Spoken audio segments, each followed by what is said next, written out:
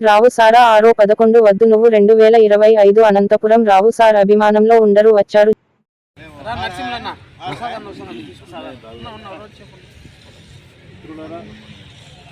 Comrade SR Rauf గారు, comrade Rauf గారు, comrade SR Rauf గారు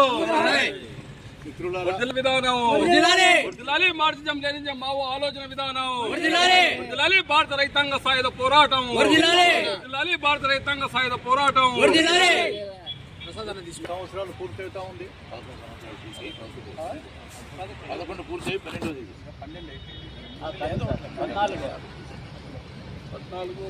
14 ఆయన 11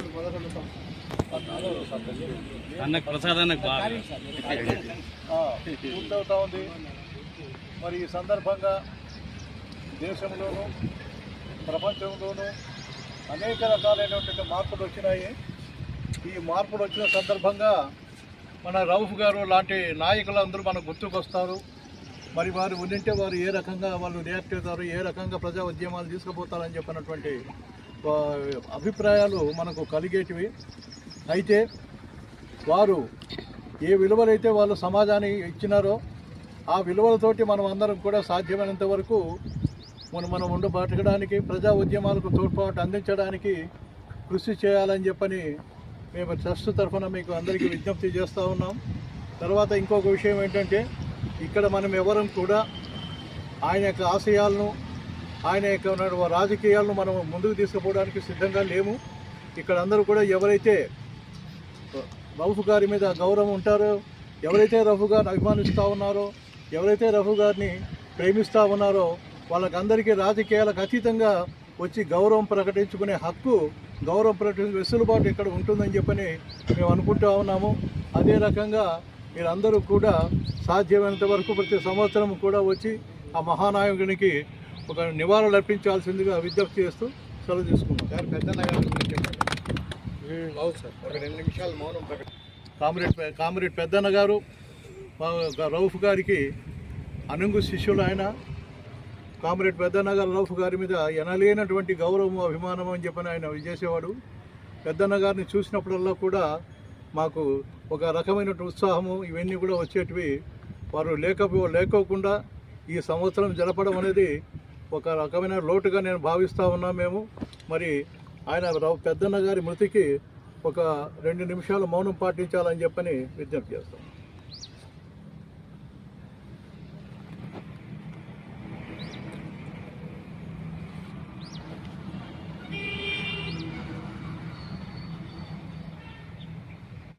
ప్రియతమ నాయకుడు, గౌరవనీయుడు మరి కామ్రేడ్ ఎస్ఆర్ రౌఫ్ గారి 12వ వర్ధంతి సందర్భంగా మరి 1925లోనే మరి ఆయన జన్మించి ఈ దేశంలో ఉన్నటువంటి దరిద్రాన్ని పారదోయాలని చెప్పేసి మరి చదువుకున్న రోజుల్లోనే అనేక ఉద్యమాలు చేసుకుంటూ మరి ఎల్ఎల్బి చేసి తాను సమాజం కోసం చేయాల్సింది చాలా ఉందని చెప్పేసి మరి ఏ క్లాస్ నుంచి డి క్లాస్ లేకపోయి తన న్యాయశాస్త్ర వృత్తిని పేద ప్రజలకు వదిలేసి మరి ఈ దేశంలో జరుగుతున్నటువంటి అట్టడుగు వర్గాల దోపిడీకి పీడిత ప్రజల గూడు నీరు సమాజం లేనటువంటి ఈ సభ్య సమాజాన్ని బాగుపరచాలని చెప్పేసి మరి కామ్రేడ్ చారుమజుందార్ రాజకీయాలను మరి 1967లోనే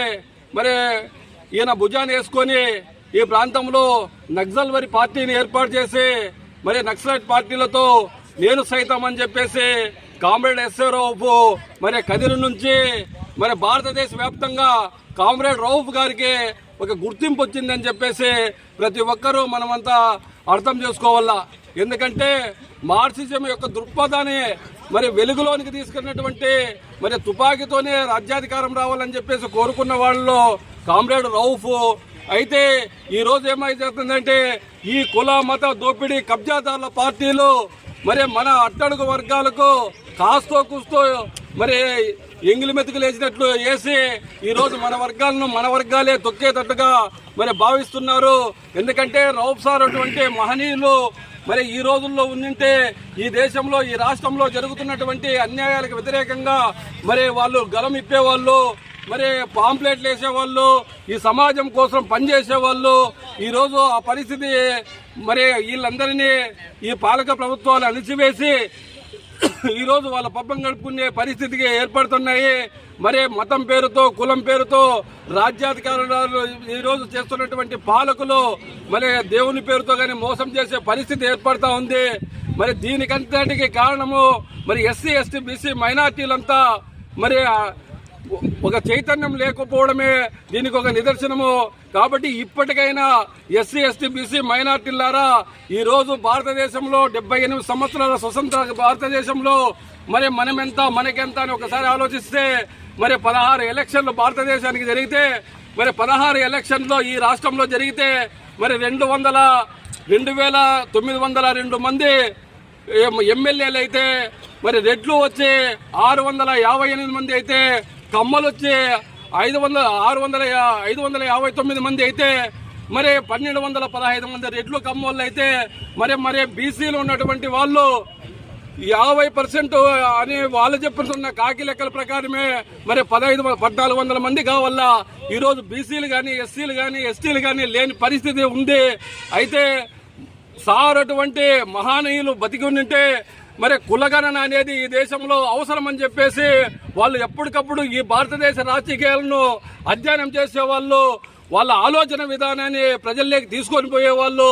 ఈ రోజు ఈ దోపిడీ ప్రభుత్వాలు మరి కొన్ని రాష్ట్రాలలో ఇప్పుడు అన్ని డిఎంకే ప్రభుత్వము మరి తమిళనాడులో పరిపాలన చేస్తూ ఉంటే వాళ్ళు 69% బీసీలకు రిజర్వేషన్లు కల్పిస్తున్నారు.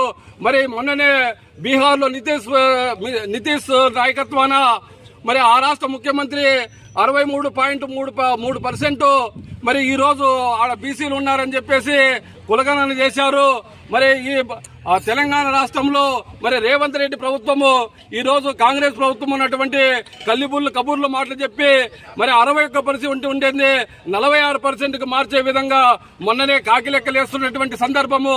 ఇటువంటి వాటిని భారతదేశంలో ఉన్నటువంటి ప్రతి ఒక్క ఎస్సీ, ఎస్టీ, బీసీ మైనార్టీలు మేమెంత మాకెంత, మేమెంత మందుమో మాకెంత వాటా, ఓట్లు మావి, సీట్లు మీవే, రాజ్యాధికారం మీరు అనుభవిస్తున్నారు.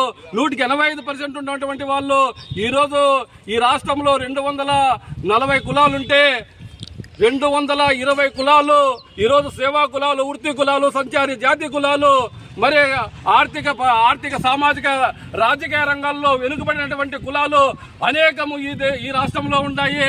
మరి ఈ రాష్ట్రంలో 2 కులాలు 4 పార్టీలు, 2 కుటుంబాలు 4 పార్టీలు అనే విధంగా ఈ రోజు చంద్రబాబు నాయుడు, అక్కడ జగన్మోహన్ రెడ్డి, పురంధేశ్వరి, చంద్రబాబు నాయుడు, మరి శర్మిల, జగన్ అనే విధంగా వీళ్ళే 2 కుటుంబాలే ఈ రాష్ట్రంలో నాయకత్వం వహిస్తున్నాయి. ఒక్కసారి గమనించండి. మళ్ళీ ఈ రెడ్ల కమ్మ పాలనలో పోగొట్టాలంటే ఎస్సీ, ఎస్టీ, బీసీ మైనార్టీలంతా మన ఓట్లు మనం వేసుకుంటే పరిస్థితికి రావాలని చెప్పేసి తెలియజేస్తూ మరి కామ్రేడ్ ఎస్ఆర్ రౌఫ్ అనేక ఉద్యమాలను మరి అనేక మంది విప్లవకారులను తయారు చేసినటువంటి మహనీయుడు. మనం అది చేయలేకపోయినా కనీసం ఆయన వేసిన బాటలో మన వర్గాల కోసము మన చేతనైన వరకు మనం పనిచేసి మరి ఆయన ఆలోచన విధానాన్ని జనంలోకి తీసుకుపోవాలని చెప్పేసి తెలియజేస్తూ ఈ అవకాశం ఇచ్చిన మిత్రులందరికీ ధన్యవాదాలు. కామ్రేడ్ ఎస్ఆర్ రౌఫ్ గారి 12వ వర్ధంతి. ఆ వర్ధంతి సందర్భంగా ఆయన విగ్రహానికి పూలమాల సమర్పించి ఘనంగా నివాళులు అర్పించి ఆయన ఆశయ లక్ష్యాలను జనంలోకి తీసుకుపోయే విధంగా అభిమానులు అయినా ఆయన మీద ఉన్న ప్రేమతో ఆయన ఆశయం లక్ష్యము అందరికి నచ్చింటేనే ఇటుకు వచ్చిండేది. అమలు చేసే విధానంలో ఒకవేళ లేకపోయిండి వచ్చిండేమో, కానీ ఆయన ఆశయం లక్ష్యం నచ్చింటేనే ఇటు కావాలి, లేకపోతే రాలే పరిస్థితి ఉంటుంది. మరి ఆయన ఆశయ లక్ష్యాన్ని జనంలోకి తీసుకుపోయే విధంగా కూడా చేయడం జరుగుతుంది. ఎందుకంటే ఆయన పేదరికాన్ని, తాడితో పీడితో వర్గాన్ని మంచి జీవనం సాగించే విధంగా, బానిసత్వానికి వ్యతిరేకంగా బానిసలుగా బతకకుండా ఉండాలనే ఒక వర్గరహిత సమాజం కోసం నిరంతరం పనిచేసినటువంటి వ్యక్తి. వర్గము నశిస్తే సమసమాజం వస్తుందని భావించినటువంటి వ్యక్తి. కానీ ఇక్కడ ఆ రోజు నుంచి ఈ రోజు వరకు కులం అనేదే పనిచేస్తుంది అనేది ఆయన ఆలోచనలో ఎక్కడో రాలేకపోయింది. ఈరోజు కులమే పనిచేస్తుంది, వర్గరహితం అనేదానికంటే. కులం ఉండడం వల్ల కులం వెళ్ళిపోతే సమసమాజం వస్తుంది. కులం పోయే పరిస్థితి లేదు. ఈరోజు ఆ విధంగా వ్యవస్థ నడుస్తూ ఉంది. దేశంలో కానీ రాష్ట్రంలో కానీ అన్ని చోట్ల కానీ కేవలం కులాల కుంపట్లు పెట్టుకొని కులాల కోసమే పనిచేసుకుంటూ ఉండడం అనేది జరుగుతుంది. కొన్ని పార్టీలు అయితే కులాల కోసమే పనిచేస్తున్నా, వేరే దానికి పనిచేయలేదు. మిగతా వర్గాలకు మాయమాటలు చెప్పి ఏదో తాయిలాలు ఇచ్చి తన పబ్బం గడుపుకొని ముందు పోయే పరిస్థితులు ఉన్నాయి. మరి ఇట్లాంటి పరిస్థితుల్లో ఆయన ఉన్న ఈ కులరహిత సమాజానికి ఆయన ఇష్టపడేవాడు కాదు. కానీ కులమే ఇప్పుడు పనిచేస్తుంది. ఆ కులానికి మనం అందరం వ్యతిరేకంగా పనిచేయాల. మనం కూడా అందరము బలహీన వర్గాలుగా అందరం కూడా సమసమాజం కోసం కావాలంటే కులం అనే దానిలో ఉన్నప్పుడు మనం కూడా కులాన్ని పెంచి పోషించాల్సిన అవసరం ఉంది. ఎందుకంటే కాంశీరామ్ గారు ఆయన చెప్పారు, అంబేద్కర్ గారు కులరహిత సమాజం కావాలని ఆయన కోరుకుంటే కులాన్ని కులంతో అంటే ముళ్ళుతోనే తేయాలనే ఉద్దేశంతో కాంశీరామ్ గారు బీఎస్పీని తీసుకొచ్చి ఈ దేశంలో ఒక పెద్ద సామాజిక విప్లవం తీసుకొచ్చే ప్రయత్నం అయితే జరిగింది, కొంత జరుగుతోంది, ఇంకా జరుగుతుంది కూడా. అది వస్తే తప్ప 85% ఉన్నటువంటి వ్యక్తులకు ప్రజలకు న్యాయం జరుగుతుంది. లేదంటే ఈ కులాలే ఓ పక్కన తెలుగుదేశం పార్టీ అంటే కమ్మలది, వైఎస్ఆర్ పార్టీ రెడ్లది, ఇదే జరుగుతుంది తప్ప వేరేది ఏది ఉండదు. మాయమాటలు చెప్పి ఇప్పుడు చంద్రబాబు నాయుడు గారు గెలిచే ఎలక్షన్ ముందు అనేక హామీలు ఇచ్చి ఈ పొద్దు ఆయన అప్పు చేసినాడు, అందువల్ల మేము చేయలేమనే పరిస్థితులు ఈరోజు రావడం అంటే ఇది దుర్మార్గం. నువ్వు చెప్పిందేమి ఇప్పుడు చేస్తానేదేమి అనే విధంగా మనం కూడా నిలదీసే ముందు పోవాల్సినటువంటి అవసరం ఉందని చెప్పి మీ అందరికీ మరొకసారి మనవి చేసుకుంటూ ఆయనకు ఒకసారి మనస్ఫూర్తిగా నివాళులు అర్పించి మనం సెలవు తీసుకుంటాం. జై భీమ్, జై భారత్.